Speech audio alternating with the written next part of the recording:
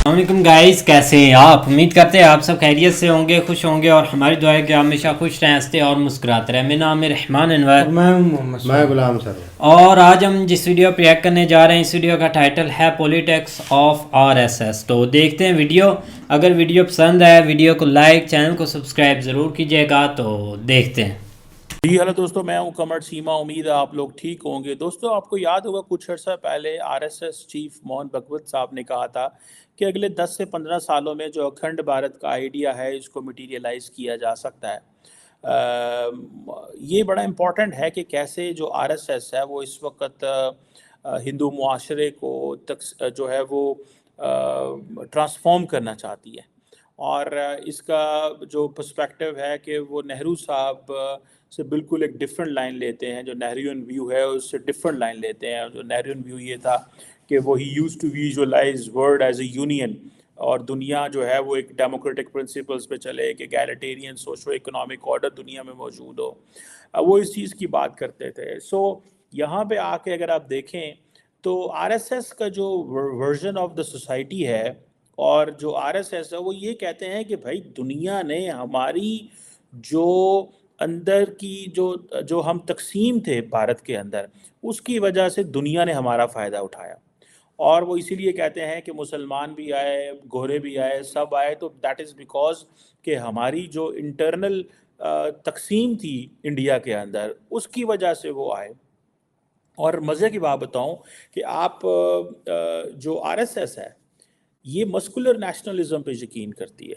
ठीक है जी। और मस्कुलर नेशनलिज्म से मुराद ये है कि भाई आपको हर लिहाज से स्ट्रॉन्ग मिलिट्री रखने की ज़रूरत है। यही वजह है कि कहा जाता है कि आरएसएस ये समझती है और बीजेपी ये समझती है कि हमें एक मजबूत फ़ौज होनी चाहिए। इसलिए आपने देखा होगा कि प्राइम मिनिस्टर मोदी जो हैं वो हर खुशी के जो टाइम होता है उस पर जैसे दिवाली वगैरह हो तो वो अपनी फ़ौज के पास जाते हैं। और कहा जाता है कि it's been 10 years since he is been the prime minister, so every Diwali जो है वो अपनी फ़ौज के साथ गुजारते हैं और उसके साथ रहते हैं। अब क्वेश्चन ये है कि वो समझते हैं कि हमें भारत को कि मुआशरे को रीशेप करना है, और जिस तरह एक जो हिंदू कल्चर है और हिंदू जो प्राइड है और जो इंडियन हिस्ट्री है उसको आवाम के सामने लेके आना है।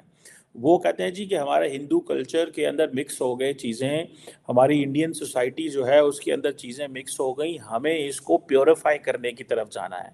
सो आप अगर उनका ये पर्सपेक्टिव देखें तो बेसिकली जिस तरह मैं समझता हूँ कोई भी मजहबी तंजीम होती है, जैसे जमात इस्लामी है या इस तरह की जितनी भी मुसलमानों की या क्रिश्चियंस की जो मजहबी तंजीमें हैं, इन सेम लाइंस मुझे ऐसा लगता है कि जो आरएसएस है उसका भी इन्हीं लाइंस पे वर्जन है। आप देखें आरएसएस को बने हुए तकरीबन 100 साल जो हैं वो हो गए हैं, और एक सबसे मजबूत आइडियोलॉजिकल ग्रुप है इंडिया के अंदर, जो अपने नज़रियात को आइडियोलॉजिकल रखने के साथ साथ इन पॉलिटिकल शेप ट्रांसफॉर्म करता है।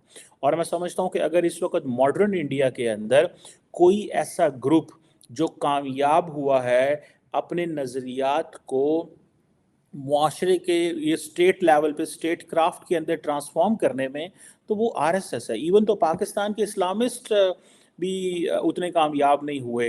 उन्होंने भी जो जो पाकिस्तान के अगर इस्लामिस्ट को आप देखें तो उन्होंने फ़ौज का सहारा लिया।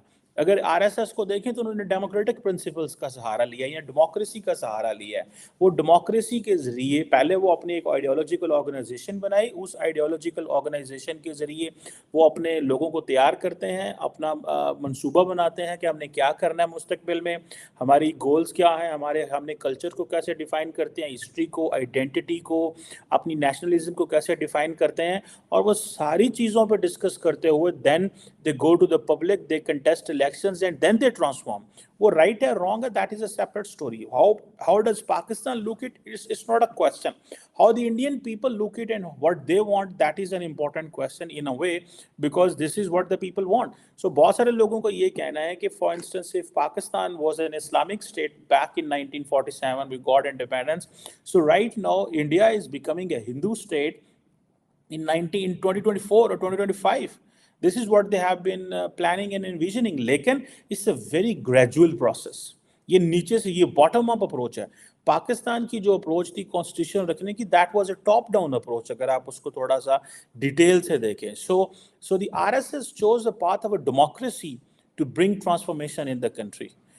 In case of Pakistan, the Islamist parties chose dictators to transform the country. ये let's not इसको इग्नोर नहीं करना चाहिए. ये बड़ी इंपॉर्टेंट ट्रांसफॉर्मेशन है कि जो बहुत सारी जो ऑर्गेनाइजेशंस होती हैं मुल्कों के अंदर, वो कैसे काम करती हैं, वो कैसे अपना एजेंडा को इम्प्लीमेंट करती हैं. That's a question. हमें आरएसएस नहीं पसंद, हमें बीजेपी नहीं पसंद, हमें कांग्रेस नहीं पसंद, हमें दिस नहीं पसंद, that's not a question. The question is that how they did a transformation and how they are transforming the society. जैसे मैंने नेहरू साहब की बात की, वो बड़ा सख्त क्रिटिसिज्म करते थे, ठीक है जी. और जो रिलीजियस डाइवर्सिटी को, वो जो नेहरू साहब की रिलीजियस डाइवर्सिटी को भी क्रिटिसाइज करते थे. और अभी देखें ना, 10 साल हो गए हैं उनको हुकूमत में. इसीलिए तो मोहन भगवत कहता है 10 से 15 साल की बात है, ठीक है जी. इसीलिए 20-25 10 से 15 साल में चीज़ें जो हैं होनी शुरू हो जाएंगी, और 20 से 25 साल में चीज़ें जो हैं वो कंप्लीट हो जाएंगी, जिसकी वजह से बड़ा शोर भी मचा. लेकिन RSS is an interesting case to understand. अब प्राइम मिनिस्टर मोदी साहब की जो कैबिनेट है, उसके अंदर बहुत सारे ऐसे लोग हैं, those who have a background of RSS, including prime minister Modi. और ये जो चीज़ें हैं कि कैसे जियोपॉलिटिक्स को कैसे चेंज करना है, अपने मुल्क की पावर को कैसे रीडिफाइन करना है. दुनिया, अब तो मैं देख रहा था कि जो बीजेपी है, बीजेपी जो अब उनकी जो ऑर्गेनाइजेशन है, वो डिफरेंट ममालिक से लोगों को बुलाती है एंड दे टेल देम, ठीक है. लेकिन at the end of the day जो आरएसएस का जो पॉइंट ऑफ वो है, देखिए, आपको इंटरनल यूनिटी के लिए यू हैव टू डिपिक्ट और यू हैव टू पोर्ट्रे और you have to have enemies as well, ठीक है. जैसे मुसलमान जो थे वो समझते थे हिंदू जो है वो हमारा दुश्मन है. सो इन अ सेम फैशन यहाँ पे भी है कि there is an in group and there is an out group. In group में हम लोग हैं, आउट ग्रुप में ये लोग हैं. They are not the inners, वो अंदर के लोग नहीं हैं. आरएसएस बेसिकली इंटरनेशनल सिस्टम को एक बड़े पैसिमिस्टिक अंदाज से देखती है. अगर आप पाकिस्तानी इस्लामिस्ट को भी देखें तो वो भी इंटरनेशनल सिस्टम को बड़े पैसिमिस्टिक अंदाज से देखते हैं. जिसे वो कहते हैं ना, जिसे वो ये, सो फॉर एग्जांपल जो गोलवारकर थे, वो भी ये समझते थे कि दुनिया की जो ममालिक हैं उनके दरमियान जो लड़ाई झगड़ा है या ये जो कॉन्फ्लिक्ट है, ये होना ही होना है. और वो जिसे हम कहते हैं ना सर्वाइवल ऑफ द फिटेस्ट, एक इडियम सा बोलते हैं, that is what it is. So that is why India जो है वो स्ट्रॉन्ग मिलिट्री पावर पे यकीन करता है. इंडिया जो है वो इसलिए नरेंद्र मोदी साहब जो है वो स्ट्रॉन्ग आत्मनिर्भर भारत की जो बात की जा रही है, ठीक है जी. और जैसे हमारे यहाँ पे एक मुहावरा भी चलता है कि जिसकी लाठी उसकी भैंसा भी. देखें जो फ़लस्तीन में हुआ है, गज़ा के अंदर हुआ है, where is international law, where is international humanitarian law. ICC is crying, everybody is talking, even the American president is saying भाई क्या कर रहे हो, बस करो, ना मारो. हम गज़ा के वो जो है उस पर हम आर्जी जो है वो बेस बनाने लगे हैं ताकि हम ह्यूमैनिटेरियन सपोर्ट बचाएं. So it means survival of the fittest, कोई माफ़ी नहीं है आपको, ठीक है जी. और दूसरा ये है कि अगर जो इंटरनेशनल सिस्टम को जब ये गोलवारकर एंड सरवारकर देखते हैं तो वो कहते हैं कि भाई you have to go for your national interest. और ये जो स्ट्रेटेजिक ऑटोनॉमी की बात होती है, so it was entire. So I think strategic autonomy जिसे अमेरिका के अंदर कहते हैं ना बायपार्टिजन सपोर्ट है. So in case of India the strategic autonomy जो है ये बायपार्टिजन सपोर्ट है. सो लार्जली अगर आप कांग्रेस को देख लें, जो नेशनल लेवल पे दोनों बड़ी जमातें हुकूमत बनाती हैं, Congress and BJP, so strategic autonomy को बायपार्टिजन सपोर्ट है. ये नेहरू साहब का भी व्यू था, ये कांग्रेस का भी व्यू है, ये बीजेपी का भी व्यू है. आज देखिए डॉक्टर जयशंकर जो है, he has been talking, speaking, raising his public view on this strategic autonomy के ऊपर. वो अपना मेजर उनकी जो अप्रोच है वो इसके ऊपर है. सो अपनी, और ये देखें आज वो अपने गन्स की बात करते हैं, आज वो कहते हैं असला चाहिए, आज वो कहते हैं हमें दुनिया के अंदर जो है ना वो छा जाना है. और वो कैसे छाना है कि हमें इज़राइल से ड्रोन्स लेने हैं, हमें रशिया से S-400 लेना है, अमेरिका से ड्रोन्स लेने हैं, फ्रांस से राफेल लेने हैं, رشیا سے تیل لینا ہے, امریکہ ناراض ہوتا ہے لیکن ٹھیک ہے آپ کے ساتھ ہم انڈو پیسیفک میں پارٹنر ہیں, ہم آپ کے ساتھ I2U2 میں پارٹنر ہیں. So this is a bipartisan support of strategic economy. That is why all these 76 years of history and particularly the major era of جو Cold War تھا, India remain a non-aligned movement کا head رہا. ٹھیک ہے, آج non alignment movement کی کوئی value نہیں ہے اور آج پاکستان کہتا ہے کہ جی ہم یہ کرنا چاہتے ہیں. but that's a different question about Pakistan. but I think یہ جو پاور ہے, ٹھیک ہے, اور ٹیکنیکلی RSS never believed کہ جو مہاتما گاندھی صاحب ہیں یہ جو بار بار نان وائلنس کی بات کرتے ہیں, it's something which has which is required or which is a practical approach. لیکن what India portrays internationally is non-violence. India دنیا کے سامنے نان وائلنس کی بات کرتا ہے as what Mahatma Gandhi. But the leadership of the RSS which is like strategic autonomy کی بات کرتی ہے, سروائیول آف دا فٹسٹ کی بات کرتی ہے, جو یہ کہتی ہے کہ جی جس کی لاٹھی اس کی بھینس, ان چیزوں کی بات کرتی ہے, وہ ایک ڈفرینٹ ڈائریکشن میں چیزوں کو لے کے چل رہے ہیں. So it means they are international politics کو جیسے وہ کہتے ہیں نا ایک پیسمزم کے لینس سے دیکھتے ہیں. But so in reality they believe in realism. They are not idealist like Mahatma Gandhi in that case. But یہ جو چیزیں ہیں آج for example چائنا اور پاکستان کے لیے when India was developing a nuclear program, so that was a bipartisan support. ٹھیک ہے, آج چائنا جو ہے وہ اس کے خلاف وہ تیاری کر رہے ہیں, پاکستان کے خلاف وہ تیاری کر رہے ہیں.